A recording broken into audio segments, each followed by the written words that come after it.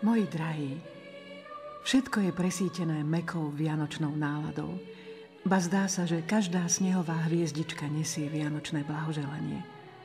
Keď nás aj diaľka odlučuje, ale srdcia sú blízko a odovzdávajú si svoje city. Akým pocitom radosti a vďaky musí zaliať naše srdce skutočnosť, ktorú práve ideme sláviť. Slovo telom sa stalo. Pozorujeme ho v jeho jednoduchých jasliach. Hľa, Boh, ktorý všetko môže, je povitý v plienkach. Boh, ktorý vie všetko, onemel a nehovorí. Boha, ktorý riadi všetko, treba nosiť v náručí.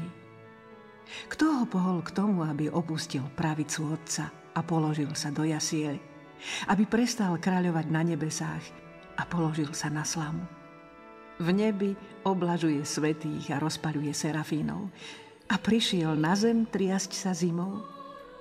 Prečo to všetko? Lebo nás miloval.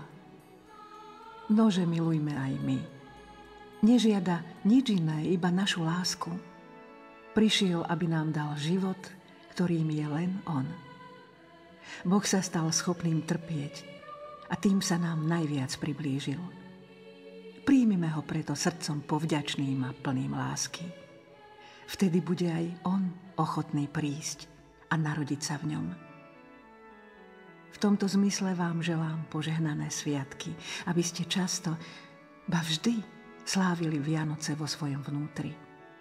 Nech Božie dieťa betlehemské naplní duše vaše pokojom a radosťou. V spomienke pri vás sestra Zdenka.